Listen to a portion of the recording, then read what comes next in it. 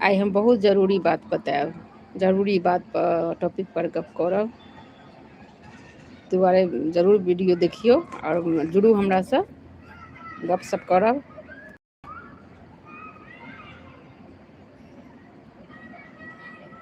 Hello, नमस्कार सभी को। आइए, आज मैं इम्पोर्टेंट टॉपिक पे बात करूँगी।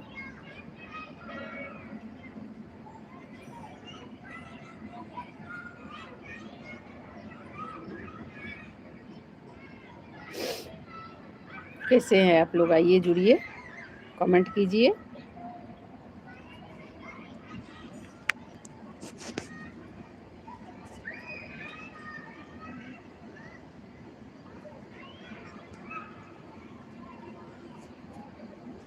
अब तो ठंडा चला जा रहा है, आज तो बहुत तेज धूप है।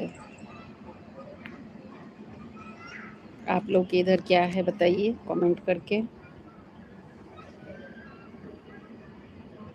मेरे इधर तो बहुत धूप है।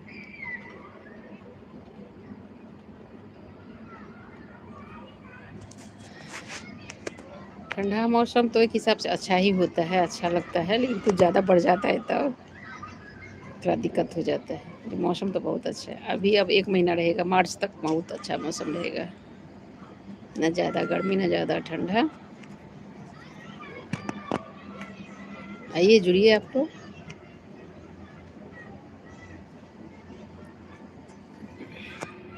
केहन छी अहाँ सब मिथिलावासी? की सब भऽ रहल छै? जरूरी बात ई छै जे आइ काल्हिके जे समय छै अहाँके, बहुत सोच समझि कऽ चलऽ पड़ै छै और एक दोसर के पर विश्वास केनाइ बहुत कठिन भऽ गेल छै एखन, लेकिन करऽ पड़ै छै आदमीके। किछु लोक एहन होइ छथिन जे अहाँके एतेक नीकसँ देखेता, एतेक बढ़िआँसँ सामनेसँ, लेकिन ओ पीठ पीछे अहाँपर वार करता। तऽ ताहि दुआरे एहन एहन लोकसँ बचि कऽ रही। तहन इहो छै जे सभके चिन्हबै कोना, तऽ किछु तऽ पता चलि जाइ छै जे ई केहन आदमी छथिन, ओ अहाँके देखो कऽ पता चलि जायत। हेलो, इसीलिए कुछ तो आप पता कर सकते हैं कि ये आदमी कैसा है, ये कैसे लोग हैं, तो उनसे बचा जा सकता है। बचना मतलब कि हम अपने को साइड कर लें उनसे, कि वैसे आदमी जो बदतमीज़ है, जो बेवकूफ़ है, जो गलत हो के भी अपनी बात को साबित करते रहता है कि नहीं मैं सही हूँ, मैं सही हूँ, तो वैसे लोग से तो बिल्कुल ही दूरी बना लें। और जिसमें थोड़ा समझदारी होगा वो खुद की ना बड़ाई करेगा ना बुराई करेगा, खुद की बड़ाई नहीं करेगा और दूसरों की बुराई नहीं करेगा। उसे पता चलता है कि नहीं ये सही आदमी है। और जो बुराई करे दूसरे का, तो वो समझ लीजिए कि आपके जाने के बाद वो आपका ही नंबर है, यहाँ से उठने के बाद। तो कुछ चीज़ ऐसा है जैसे हम समझ सकते हैं, फिर भी हम समाज में हैं, लोगों के बीच है, तो रहना पड़ता है, लेकिन सतर्क होके।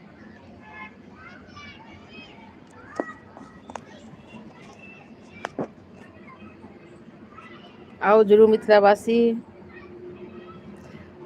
हम तो हिंदी और मैथिली में द्वारा बोलै छी, हमारे हिंदी वाला ऑडियंस सब कहे छथिन जे हाँ आप अपने भाषा में बोलती हैं, कुछ समझ में नहीं आता है, लेकिन आप हिंदी में भी बोला कीजिए। तो तैँ बाजऽ पड़ैए हमरा। आ हमर अपन तऽ मैथिली समाज छथिन, मैथिली हमर चैनल अछि, और हमरा चैनल पर सब चीज अहाँके मिथिलाञ्चलके जतेक विध बाध होइ छै, जतेक गीतनाद होइ छै, केना हेतै, कोन पाबनि, सबटा भेट जायत। मूड़न उपनयनसँ लऽ कऽ बेटी बियाह, बेटा बियाह, कोजगरा, मधुश्रावणी, दुरागमन, जतेक पाबनि तिहार छै सब चीज भेटत। किछु किछु खानो पीनाके भेट जायत। तऽ सर्च करबै हमरा किशोरी झा मैथिलके, और अहीं सबके सपोर्टके बदौलत एतऽ तक हम एलहुँ हैं।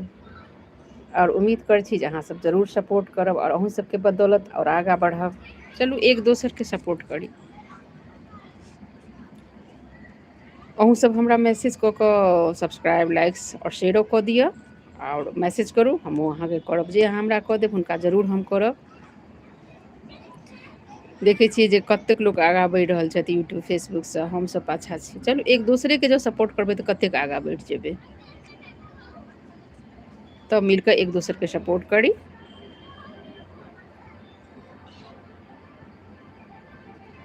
कमेंट करू।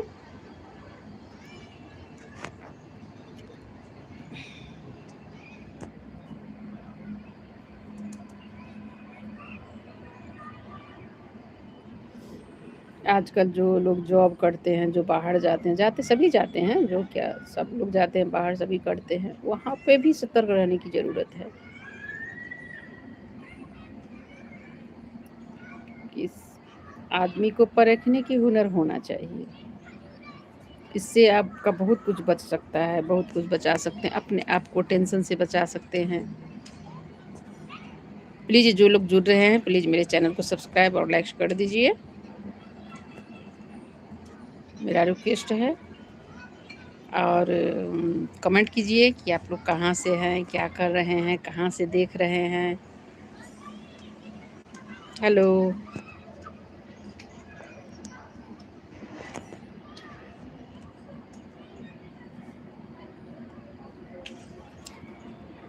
मैं भजन भी गाती हूँ, अच्छा-अच्छा भजन सुनाऊँगी।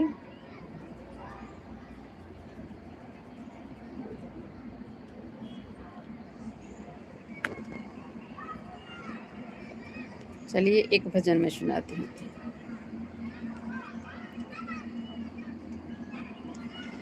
तुम भक्ति करो तो ऐसे करो भगवान को आना पड़ जाए।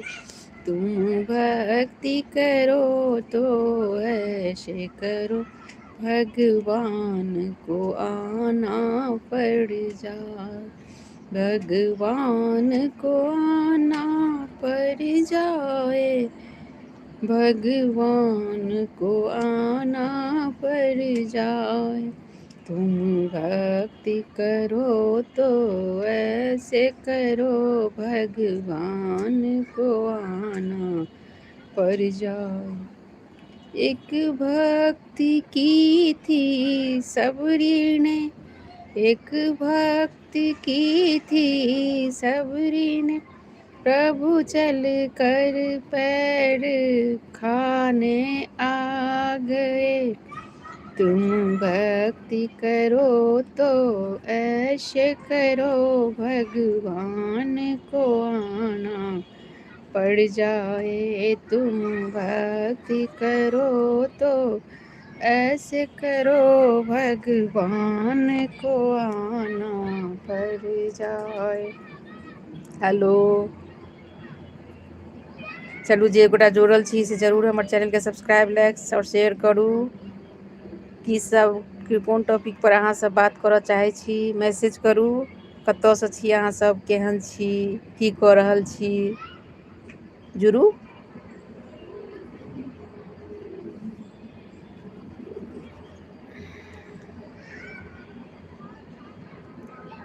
और इम्पोर्टेंट बात इहो रहै छै, हम जतऽ छी जे समाजमे तऽ रहै पड़ै छै आदमीके, लेकिन अपना आपके सम्हालि कऽ, अपना आपके बचा कऽ, नहि तऽ की होइ छै जे अहाँके एहन एहन लोक सबसँ दुनिआँमे भेँट हैत जे ओकरा तऽ किछु नहि बिगड़तै,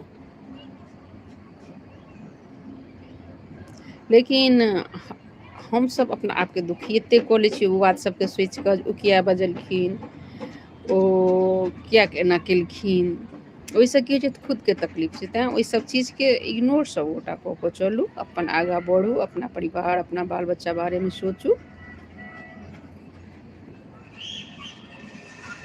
और जहिना अहाँ अपना बाल बच्चा बारेमे सोचबै तहिना बालो बच्चा सिर्फ अहीँ सबके बारेमे सोचत।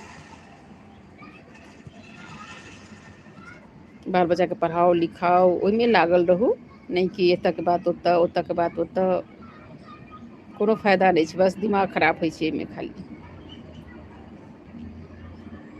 चलू कमेंट करू केओ गोटा, कतऽसँ छी अहाँ सब। हेलो।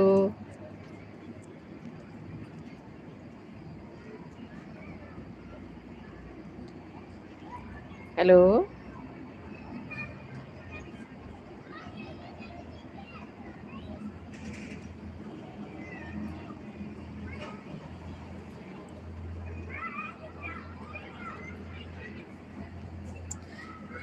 कहाँ सब इसके हैं धूप छे। थैंक यू जिन्होंने लाइक्स किया है, प्लीज़ सब्सक्राइब भी कर दीजिएगा।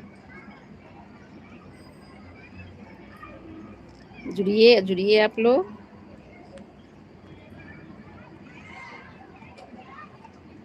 इधर तो अब बहुत ठंड कम हो गई है। आप लोग कहाँ से है, कैसा ठंड है आपके इधर, बोलिए।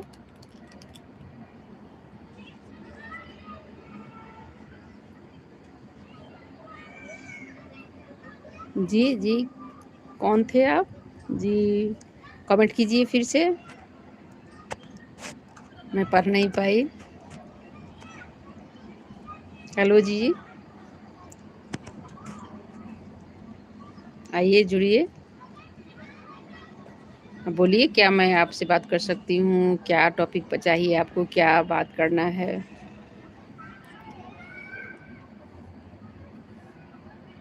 हेलो।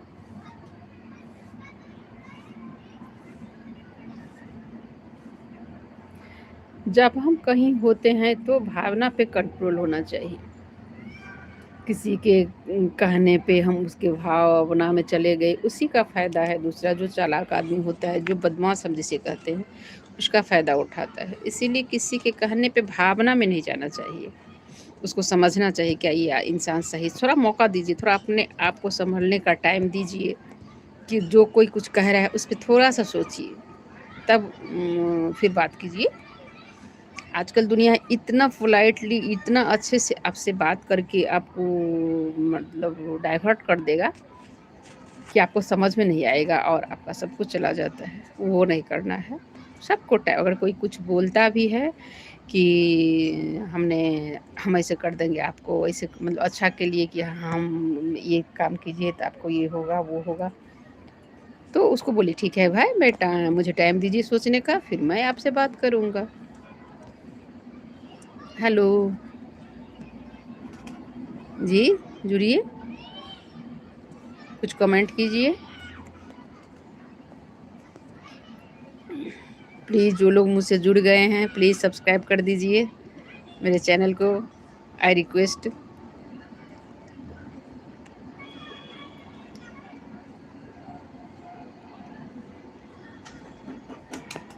मैं हिंदी भजन भी गाती हूँ।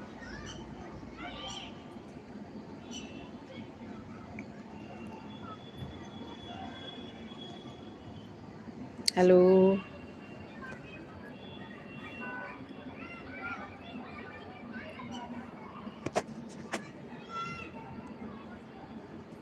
आप तो मिथिलावासी सब, आप तो शादी विवाह आबि गेल, मूड़न उपनयन सब।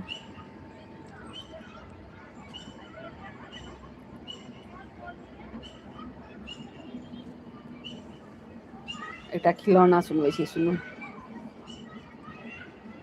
हजमा कोड़ै छै कोना बिटंडी जेना, हजमा कोड़ै छै कोना बिटंडी जेना, एकर पेटो लगै छै हंडी जेना, एकर पेटो लगै छै हंडी जेना, हजमा कोड़ै छै कोना बिटंडी जेना, हजमा कोड़ै छै कोना बिटंडी जेना, एकर पेटो लगै छै हंडी जेना, एकर पेटो लगै छै हंडी जेना, हजमा कोड़ै छै कोना बिटंडी जेना, हजमा कोड़ै छै कोना बिटंडी जेना।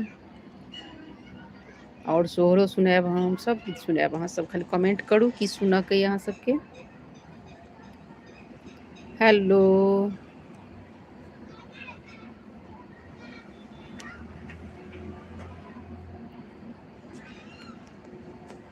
आओ जुड़ू, अहाँ सब जुड़िए, आप लोग कमेंट कीजिए।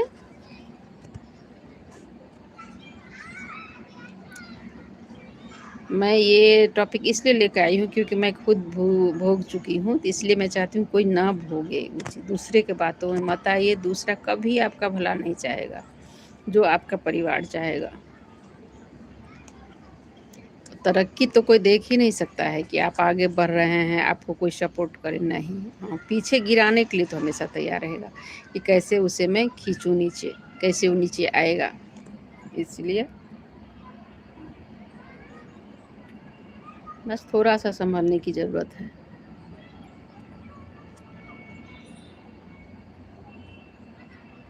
और इन सभी जगह हम पहचान नहीं पाएँगे, सही बात है हमें से, लेकिन कुछ तो पता चल जाता है, कुछ तो आपका खुद का जो आत्मा है वो बोलता है कि नहीं, ये इंसान सही नहीं है, ये सही है। बस आप सिर्फ़ उस पे विश्वास कीजिए, लोगों पे नहीं, अपने दिल का कहना, अपने मन का कहना, उस पे विश्वास कीजिए। और दूसरों की बात में उलझने की भी ज़रूरत नहीं, क्योंकि अपनी तरक्की रुक जाती है।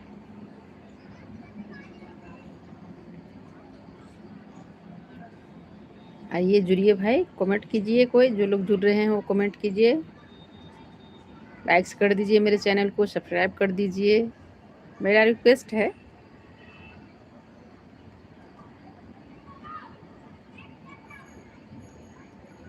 हेलो।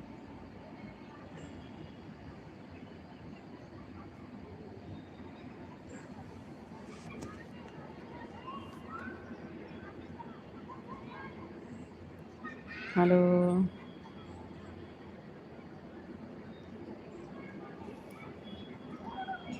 सरस्वती जी का वंदना सुनाती हूँ।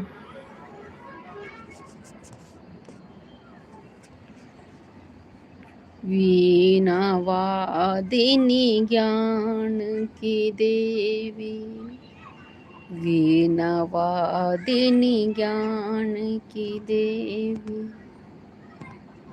हम पे दया माँ कर देना, सात सुरों और सरगम की जननी, मुझको भी वरदान देना, सात सुरों और ज्ञान की देवी, मुझको भी वरदान देना, वीणा वादिनी ज्ञान की देवी, वीणा वादिनी ज्ञान की देवी, मुझको चरण में रख लेना, मुझको चरण में रख लेना, बुद्धि ज्ञान की देवी हो तुम, मुझ में ज्ञान भर देना, सात सुरों और 16 कला से मुझको माँ वरदान देना, सात सुरों और 16 कला से मुझको माँ वरदान देना, वीणा वादिनी ज्ञान की देवी, वीणा वादिनी ज्ञान की देवी। हेलो, कमेंट करू सब गोटा की सुनना चाहे छी, क्या सुनना चाहते हैं आप, कौन सा भजन मैं सुनाऊं, क्या टॉपिक पे बात करूं। आज जो मैं टॉपिक लेके आई हूँ बहुत इम्पोर्टेंट है, आजकल की दुनिया के लिए बहुत ज़रूरी है ये सब चीज़ सुनना। और लास्ट लास्ट तक मैं और अच्छी अच्छी बातें करूँगी। प्लीज़ वीडियो को देखते रहिए और कमेंट कीजिए आप लोग। प्लीज़ लाइक्स कर दीजिए, शेयर कर दीजिए, सब्सक्राइब कर दीजिए।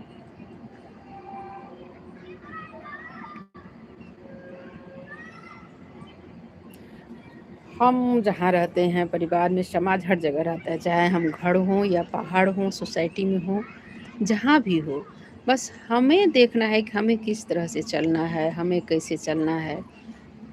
दूसरों से ज़्यादा मतलब नहीं रखना है, इधर की बात उधर नहीं करना है, बस हमको अपने में संतुष्ट। हाँ, ये भी नहीं है कि हम अलग कट के रहें, सबसे मिलजुल के रहना चाहिए, लेकिन ज़्यादा नहीं, ज़्यादा किसी में घुसना नहीं चाहिए, फिर अपनी परेशानी बढ़ जाती है। जब हम जैसे ही घुसेंगे, जितना घुसना चाहेंगे वो परेशानी बढ़ेगी। ज़्यादा घुसे नहीं, सबसे कट के भी नहीं रहे, थोड़ा समझदारी चाहिए, क्योंकि सभी लोग अच्छे नहीं होते हैं। कहाँ क्या हो जाता है समझ में नहीं आता, किसके दिमाग में क्या चलता है।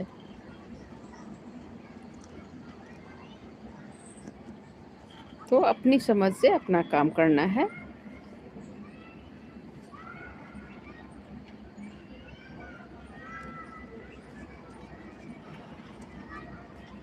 जी जी, आप नाम बताइए अपना।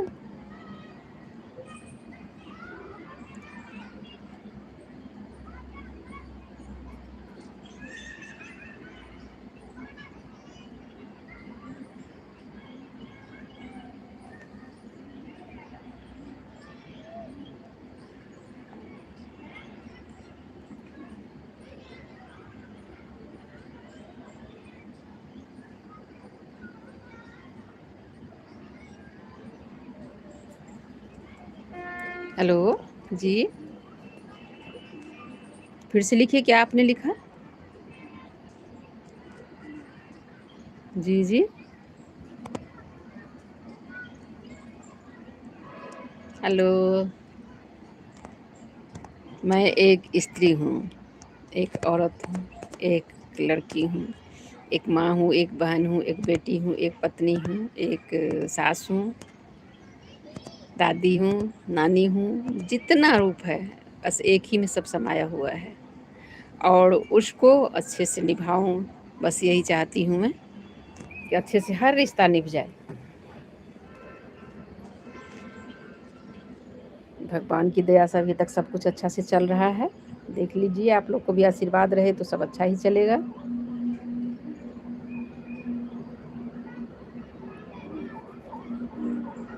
प्लीज़ प्लीज़ मेरे चैनल को सब्सक्राइब ज़रूर कर दीजिए, लाइक्स इसकी ज़रूरत है मुझे।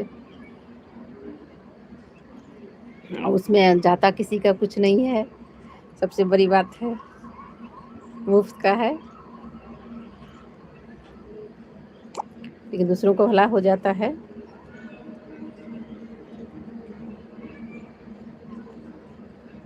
और सब कहिए, आप लोग भी कुछ कमेंट कीजिए, कुछ सुनाइए।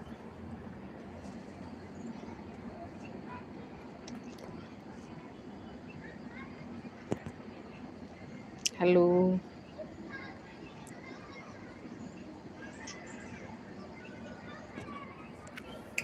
देखिए, मैं कहाँ रहती हूँ, किस सोसाइटी में हूँ, सब दिख रहा होगा आप लोगों को।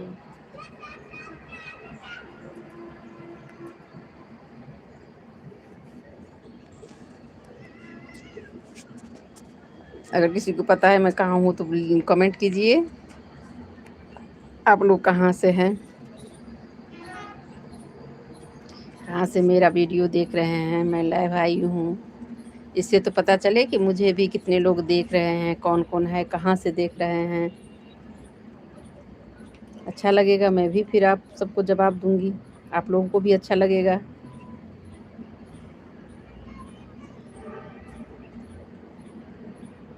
चलिए जुड़िए।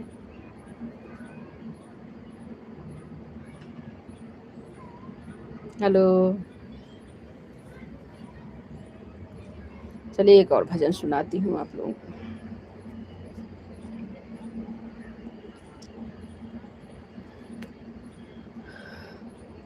अच्छा, एक मंत्र सुनाती हूँ आज मैं, जो कि बहुत ही काम करता है ये मंत्र।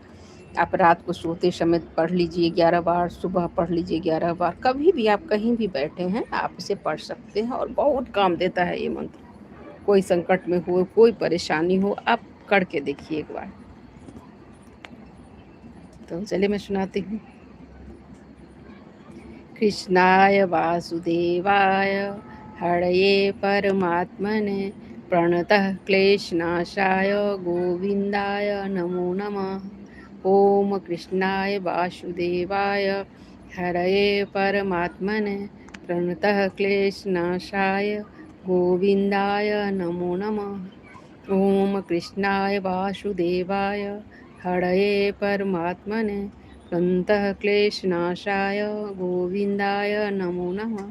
नहीं 11 बार, 3 बार आप इसे जरूर पढ़ें, और कमाल देखिए आप कुछ दिन पढ़ के सारा दुख कष्ट क्लेश सब कुछ दूर हो जाएगा। हेलो, मैसेज कीजिए प्लीज़। जो लोग जुड़ गए हैं वो ज़रूर कमेंट करें, मैसेज करें।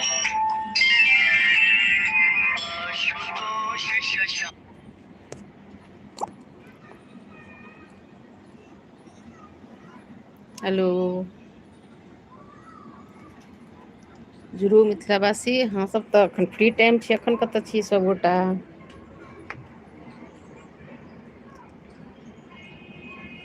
जुड़ू अहाँ सब।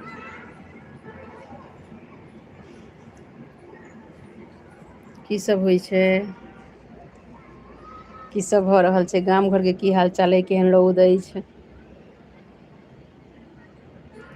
केना छी अहाँ सब?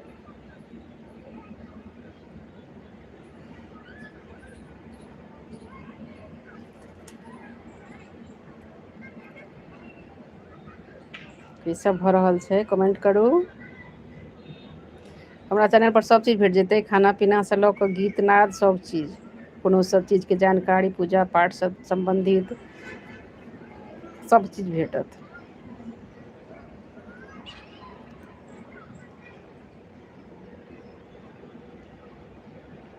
हेलो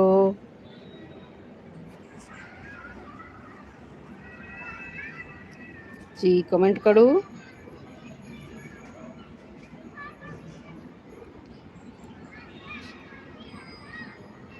जी अभी अभी जो जुड़े हैं वो कमेंट कीजिए, कहाँ से हैं आप, कहाँ से जुड़े हैं?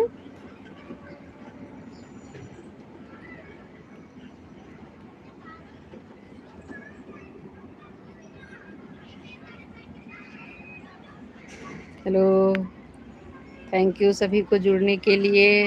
कहाँ से जुड़े हैं कमेंट कीजिए, लाइक्स कर दीजिए, सब्सक्राइब कर दीजिए, इसकी ज़रूरत है मुझे, और आप लोगों का तो कुछ जाएगा नहीं।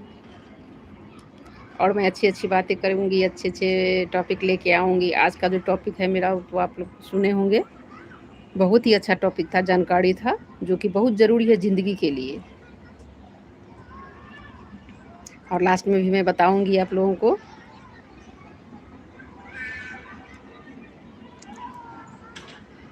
हेलो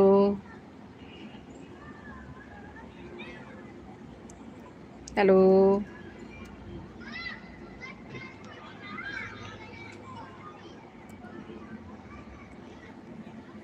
चलू मिथिलावासी, एकटा और हम केसे काटा काला गीत सुनबै छी एकटा।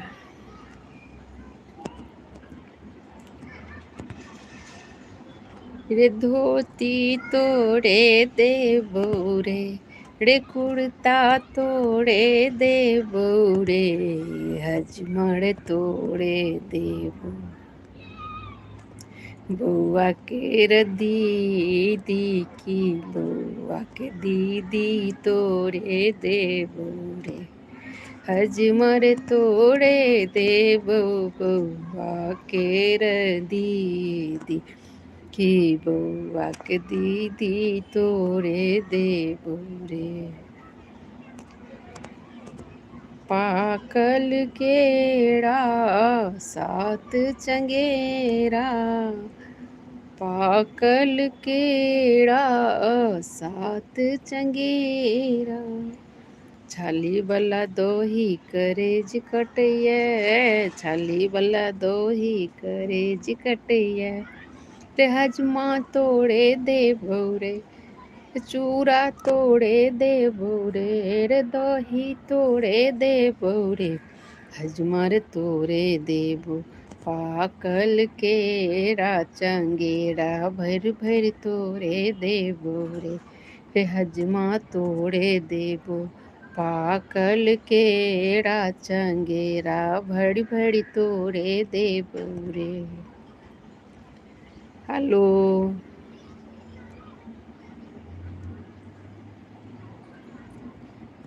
जी धन्यवाद। सबगोटा अहिना अपन अपन अपन ख्याल राखू, और कनिक मोन स्थिर कऽ कऽ सोचि समझि कऽ कोनो काज करी। तऽ